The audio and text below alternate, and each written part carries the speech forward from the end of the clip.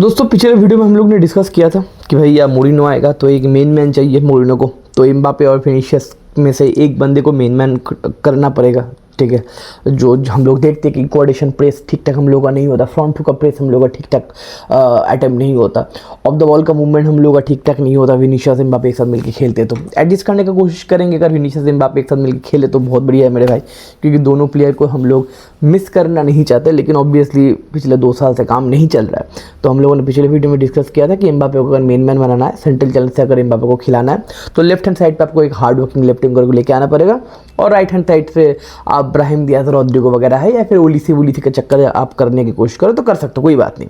और मिडफील्ड में आपको रॉड्रिगो वर्सेस रॉड्री के साथ चुआमिनी और फेडे वेलवर्दे का एक पेयर, और आपको नंबर 10 जूड बेलिंगम और रोटेशन में आर्दा गुलर तो है। तो इस तरीके से थोड़ा डिसीजन आपको लेना पड़ेगा। लेकिन मुझे लगता है कि डिसीजन मोटा मोटी लेने के तादाद में है हम लोग, राइट, क्योंकि यान डेमोंडे का भैया लिंक आ चुका है 100-120 मिलियन में, ये डील खत्म होने वाला है, हम लोग पैकअप करने वाले हैं। तो ठीक है, यहाँ तक तो ठीक था। कल मैं बहुत ज़्यादा कंफ्यूज था, यान डेमोंडे आएगा तो कहाँ पे खेलेगा, लेफ्ट हैंड साइड पे फिनिशर है, राइट हैंड साइड पे खेलेगा क्या। राइट हैंड साइड पे वो नहीं खेलता, लेकिन खेल सकता है, ऑब्वियसली वीक फुट उस तरीके से नहीं है, लेकिन खेल सकता है। तो लेफ्ट हैंड साइड से ही वो प्रेफर करता है आइवरी कोस्ट पे आरबी लाइक दिख। तो विनीशियस जूनियर का क्या होगा, कल ये न्यूज़ आ चुका है दोस्तों कि विनीशियस जूनियर के लिए भैया आर्सेनल जा रहे हैं। तो आर्सेनल को अगर विनीशियस जूनियर हम लोग भेज दे, एंड 1 साल के कॉन्ट्रैक्ट में है विनीशियस जूनियर, लास्ट ईयर अब कॉन्ट्रैक्ट में आ चुका है, तो रिन्यूअल अगर नहीं होगा, विनीशियस को चाहिए भाई 30 मिलियन की सैलरी वगैरह चाहिए, एम्बापे जैसा सैलरी चाहिए, तो वो तो हम लोग नहीं दे सकते ऑब्वियसली, ठीक है ना। सारे लोगों को भैया एक जैसा सैलरी हम लोग नहीं दे सकते। तो क्या विनीशियस को बेचना ठीक होगा आर्सेनल में? बहुत सारे लोग अभी बढ़ चुके रियल मैड्रिड फैंस की भाई विनीशियस को क्यों बेचना है, ठीक है। 5 साल से कहीं ना कहीं विनीशियस टॉप फॉर्म में है एंड यूसीएल जीता है हम लोग, ऑब्वियसली विनीशियस के साथ इमोशनल बॉन्डिंग तो सारे लोगों का होगा। लेकिन अकॉर्डिंग टू मी, आप जितने लोग मेरे चैनल से जुड़े हुए हो कि भैया मेरे पास कोई इमोशन चीज़ नहीं है, ठीक है ना। किसी भी प्लेयर के ऊपर इमोशनल बैकग्राउंड मेरा एक भी नहीं है। मेरा चीज़ है कि भैया मैड्रिड जीतना चाहिए, and it's a business, football is a business, it's a company type of चीज़। एंड हो सकता है इमोशन आपका हो सकता है, लेकिन you have to be emotional with your club, right, not any player, क्योंकि प्लेयर आएंगे प्लेयर जाएंगे। सर्जियो रामोस को हम लोगों ने निकाल दिया था, क्रिस्टियानो रोनाल्डो को हम लोगों ने निकाल दिया था, जो 21वीं सेंचुरी का सबसे बड़ा नाम है क्रिस्टियानो रोनाल्डो, इकियर कैसा इसको हम लोगों ने निकाल दिया था। तो बड़े बड़े खिलाड़ी को भाई हम लोगों ने निकाल दिया, एक बार सोचा नहीं, और ये सोचते नहीं है, इसलिए आज रियल मैड्रिड टॉप में है। कहने की इमोशनल डिसीजन अगर लोगे तो फाइनेंशियल कंडीशन बार्सा के साथ जो हुआ आपके साथ हो सकता है, इमोशनल डिसीजन लोगे तो परफॉर्मेंस वाइज जो मैनचेस्टर के साथ हुआ वो आपके साथ हो सकता है। तो इमोशन और सक्सेस एक साथ मिलकर भैया नहीं रह सकते, आपको व्हाट नेक्स्ट के बारे में बातचीत करना पड़ेगा। विनीशियस आपको 2 यूसीएल जीता है, कोई बात नहीं, बड़े भैया ने आपको बैक टू बैक 3 यूसीएल जिताया था, लेकिन व्हाट नेक्स्ट के ऊपर हम लोग फोकस किए, इसलिए बड़े भैया जाने के बाद भी हम लोग 2 यूसीएल जीते, एक करीम द ड्रीम बेंजेमा जीता है और एक भैया विनी और जूड मिलकर जीता है। What next? 2 साल भैया ट्रॉफी लेस हो अभी, फिर भी आप इमोशन करते रहोगे तो भैया क्या ही बोलेंगे। तो भैया पुराने गलती से अगर आप नहीं सीखोगे तो कैसे होगा। अब देखो, मैं फेवर में हूँ विनीशियस को बेच के यान डायमंड को लेके आना, मैं फेवर में हूँ। क्या क्या चीज़ है भाई, पहले एक एक करके बात करते हैं। पहले हम लोग बात करते हैं कि यान डायमंड के विनीशियस का जगह ले सकता है। देखो यान डायमंड बहुत ज़्यादा रॉ है, 19 साल का बंदा है, रीच बहुत है बंदे का, ठीक है ना। 1 साल में ही नाम बहुत कर दिया है, आइवरी कोस्ट से बंदा खेला है एंड वर्ल्ड का बंदे का डिसेंट गया, आपको अच्छा गया था।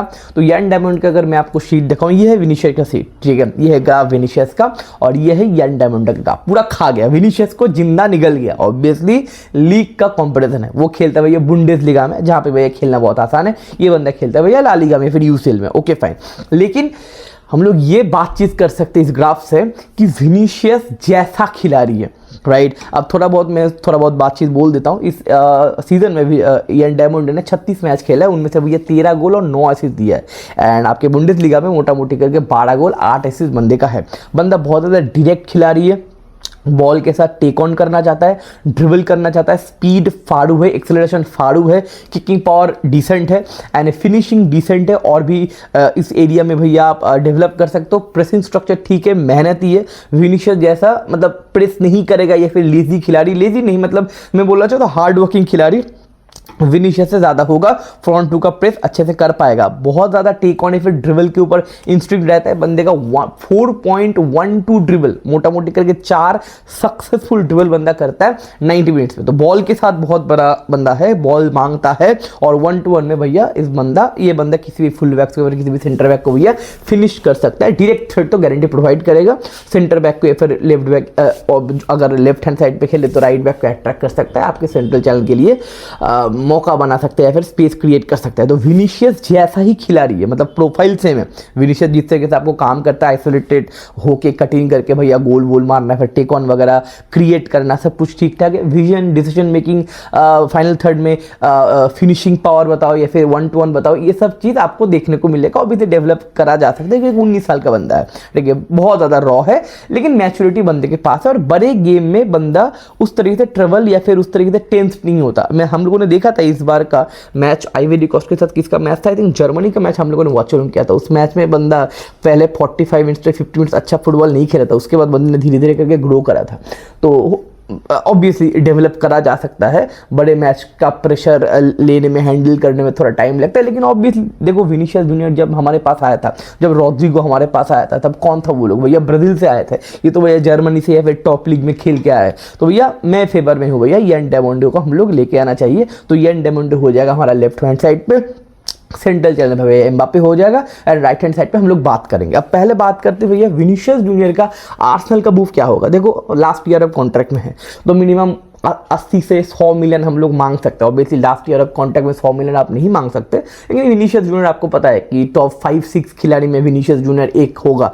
टॉप 5 अगर खिलाड़ी आप मेरे से पूछे तो कौन होगा, पहले होगा किलियन एम्बापे, दूसरा होगा हालैंड, तीसरा होगा यमाल, चौथा होगा मे बी हैरी केन, पांचवा होगा विनीशियस जूनियर। यही टॉप 5 खिलाड़ी ऑल ओवर वर्ल्ड में। तो टॉप 5 अगर खिलाड़ी है तो 100 मिलियन तो हम लोग आराम से मांग सकते हैं। और आर्सेनल के लिए एक बहुत बड़ा मूव होगा, क्योंकि आर्सेनल का पिछले 2 साल से मैं बोल रहा हूँ कि आर्सेनल के पास एक बंदा ऐसा नहीं है जो भाई 25-30 गोल मार पाए, जो हाथ उठा के बोले मैं मारूंगा 25 गोल, मैं बनूंगा मेन मैन। मेहनत खिलाड़ी उनके पास विक्टर गियोकेरेस है, मेहनती खिलाड़ी उनके पास बुकायो साका है, मार्टिनेली प्रेस करता है भैया, ट्रोसार्ड नहीं रहा, उसके बाद एक विंगर उन्होंने साइन किया। तो मेहनती खिलाड़ी उनके पास बथेरे है, लेकिन गोल स्कोर करने वाला 25-30 गोल मारेगा, मेन मैन बनेगा भैया, हैट्रिक मारेगा, ब्रेस मारेगा, ये खिलाड़ी उनके पास नहीं है। डिफेंस खतरनाक है, मिडफील्ड खतरनाक है, सब कुछ ठीक है, लेकिन ये लोग गोल नहीं मार पाते। इसलिए कहने की प्रीमियर लीग वो लोग जीते, लेकिन बहुत घिस पिट के जीते। वो घिस पिट के जीतने वाला आर्सेनल टीम नहीं है, आर्सेनल के पास क्वालिटी है, लेकिन वो गोल नहीं मार पाते। विनीशियस आएगा ना, बहुत सारे सवालों का आंसर उनको मिल जाएगा, राइट। तो विनीशियस कहने की वो बंदा हो सकता है जो 25-30 गोल मार सके, 8-9 असिस्ट दे पाए। तो मोटा मोटी करके 35 G+ से बंदा देता है, 40 के ऊपर G+ से देना शुरू कर देगा विनीशियस जूनियर, क्योंकि वो बंदा मेन गोल स्कोरर बन जाएगा। और विक्टर गियोकेरेस उसके लिए ड्रॉप डाउन करेगा। आप जानते हो वो कैसा का मेहनती खिलाड़ी है, तो प्रीमियर लीग सेटल हो जाएगा। UCL में भी सेटल हो सकता है, क्योंकि UCL में पिछले 3 सीजन में क्वार्टर फाइनल, सेमीफाइनल, पिछले सीजन में फाइनल, तो ग्रोथ खतरनाक है। तो मैं भी डबल मार सकते हैं Arsenal, Premier League done and dusted, उसके बाद UCL भी। तो बड़े एक छलांग या फिर जो अपग्रेडेशन आर्सेनल को मिलेगा विनीशियस के साथ, खतरनाक होगा। अब आते हैं रियल मैड्रिड में। देखो यहाँ से हम लोगों ने मोटा मोटी 100 मिलियन विनीशियस के ऊपर जुटा लिया, ठीक है। उसके बाद किलियन एम्बापे है। अब राइट हैंड साइड पे बहुत दिनों तक खुजली कर हमारा फ्लोरेंटिनो पेरेस की माइकल ओलिसी। अब माइकल ओलिसी के लिए भैया 220 मिलियन चाहिए। अब 220 मिलियन कहाँ से मिलेगा मेरे भाई, यहाँ पे 100 मिलियन हम लोगों को अगर मिल जाए, 120 मिलियन डाल के आप कहने कि आपको 220 मिलियन का आप ओलिसी के ऊपर बिड मार सकते हो, या फिर जो ओलिसी तैयार है या फिर बातचीत चल रहा है, एम्बापे तो वहाँ पे बातचीत करेगा। Obviously we all know that कि ओलिसी और एम्बापे का पार्टनरशिप हम लोग वर्ल्ड कप में देखें तो इम्पैक्ट तो गारंटी होगा। तो मोटा मोटी करके ये आप काम कर सकते हो राइट हैंड साइड में सिक्योरिटी लाने के लिए। आप अगर माइकल ओलिसी कहने के माइकल ओलिसी का ड्रीम अगर आप देखते हो तो यहाँ से आपको फंड मिल जाएगा। तो मोटा मोटी इस सीजन का पैसा, थोड़ा सा खर्चा वगैरह देखो, हम लोगों ने 140 मिलियन पैसा कमाया है मोटा मोटी छोटे छोटे खिलाड़ी को बेच के, निको पास वगैरह, फ्रान गार्सिया वगैरह, छोटे छोटे 8-9 खिलाड़ी को बेच के हम लोगों ने 140 मिलियन कमाया है, ठीक है। और मैं बोल रहा हूँ कामा को बेचो, मोटा मोटी 55 मिलियन में। कामा का कोई दरकार वगैरह नहीं है, कामा को बेचो, ठीक है। और कोई बेचना विनी को बेचो 100 मिलियन में, ठीक है। 100 मिलियन में विनी को बेचे, 100 और 140, 250, ऑलमोस्ट 250, 55, तो मोटा मोटी 300 मिलियन हम लोगों ने बेच के कमाया, राइट।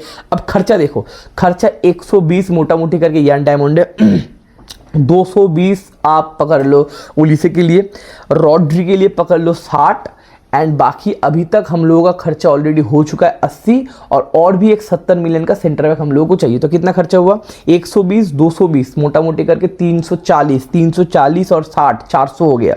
400 और 80 और 70 150 साढ़े 500 का खर्चा, साढ़े 500 का खर्चा और 300 का इनकमिंग, तो 250 मिलियन का खर्चा। परफेक्ट यार, 250 मिलियन का खर्चा। हम लोग ज्यादा खर्चा नहीं कर रहे। लोग बोल रहे भाई कितना खर्चा कर रहे हो यार, ये कर दे। 250 मिलियन का खर्चा। 2 साल से हम लोगों ने उतना खर्चा नहीं किया था। मतलब हम लोगों को टीम को कहीं ना कहीं मूव करना है, रिकंस्ट्रक्शन कर रहा है। 250 मिलियन का खर्चा तो भैया सिटी ने भैया विंडो में कर दिया था। तो 220 मिलियन का खर्चा क्लब वर्ल्ड कप के पहले। तो 250 मिलियन का खर्चा भैया मोटा मोटी करके ये टीम 3 साल के लिए पूरा कॉम्पैक्ट हो जाएगा भैया।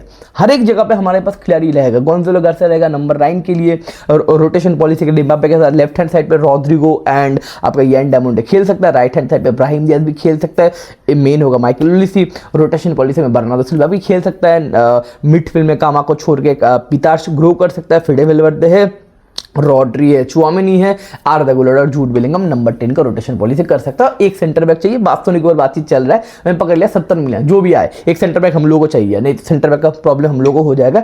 एदर मिलिताओ को भूल जाओ, एदर मिलिताओ बोल के कोई एग्जिस्ट नहीं करता। तो ये टोटल मिला के अगर 250 मिलियन हम लोग इस तरीके से खर्चा करते हैं, आने वाले 3 साल के लिए भैया मध्य सेटल हो जाएगा। क्योंकि मैं बार बार बोलता हूँ नामों से फुटबॉल नहीं चलता। ये स्पोर्ट्स या फिर फीफा नहीं है, टीम बैलेंस से चलता है। आप किसी भी तरीके से अगर बैलेंस आपके स्क्वाड नहीं है तो कहने की आप जीत नहीं सकते मेरे भाई, आप बुली हो जाओगे, जो हम लोग हो रहे थे पिछले 2 साल से। और सबसे इंपॉर्टेंट चीज़ है कि पिछले 2 साल से हम लोग जीत नहीं रहती, अलग बात है, जीतना हार रहा तो लगा रहता है मेरे भाई। हम लोग अच्छा फुटबॉल नहीं खेल पा रहे थे। पिछले 2 साल का बेस्ट खिलाड़ी कौन है आप बताओ? आप अगर मस्जिद फैन हो, आप अगर रेगुलर मैच देखते हो, पिछले 2 साल का बेस्ट खिलाड़ी कौन है? थिबो कोर्टुआ। वो थिबो कोर्टुआ 90 मिनट तक ये करता रहता है। क्यों? क्योंकि हम लोग बॉल के साथ नहीं खेल पाते, हम लोग का रेस्ट डिफेंस बेकार है, हम लोग का फ्रंट टू का प्रेस अच्छा नहीं है, हम लोग का फ्रंट 3 में कॉम्बिनेशन प्ले अच्छा नहीं है, ना हम लोग स्मूथली गोल दे पाते। इंडिविजुअल ब्रिलियंस को छोड़ के ना हम लोग स्मूथली गोल दे पाते, ना हम लोग भैया क्विक ट्रांजिशन में भैया खुल के मर जाते। मिडफील्ड का रेस्ट डिफेंस हम लोग का ठीक नहीं होता। थिबो कोर्टुआ को भैया बचाना पड़ता है। तो इस तरीके से कितना दिन चलेगा? 2 साल चल गया। तो मोटा मोटी करके ये टाइम है कि आई थिंक फ्लोरेंटिनो पेरेस को एक डिसीजन लेना चाहिए। एंड विनीशियस जूनियर जो वेज मांग रहा है वो वेज हम लोग दे नहीं सकते। वो 30 मिलियन का वेज भैया एक बंदा ही कमा सकता है, आपका मेन मैन। क्योंकि अगर विनीशियस को वो वेज दोगे, झूठ बेलिंगम अगले सीजन में मांगेगा कि मेरे को भी वो दो, मैं भी तो हूँ सुपरस्टार मेरे भाई, मैं भी तो खतरनाक हूँ, मेरे पोजीशन में मैं भी तो हूँ बेस्ट खिलाड़ी, तो मेरे को भी वेज दो। तो कितने लोग वेज दोगे? तो भैया टीम का कॉम्बिनेशन भी खराब हो जाएगा। एंड उस तरीके से भैया हम लोग एक बंदे को एंटरटेन नहीं कर सकते। हो सकता है बंदा बहुत बढ़िया है, लेकिन हर एक चीज़ का एक एक्सपायरी डेट होता है। विनीशियस के साथ हम लोग जहाँ पे जा सकते थे, आई थिंक हम लोग वहाँ पे पहुँच गए। थोड़ा सा एक स्टेटमेंट डिसीजन हम लोग को लेना पड़ेगा। ये है मेरा पूरा वर्डिक्ट। आपका क्या लॉजिक है, आपका क्या पॉइंट ऑफ व्यू, नीचे कमेंट सेक्शन में जरूर लिखना। मिलते हैं आने वाले वीडियो में। टेक केयर, बाय बाय, शू।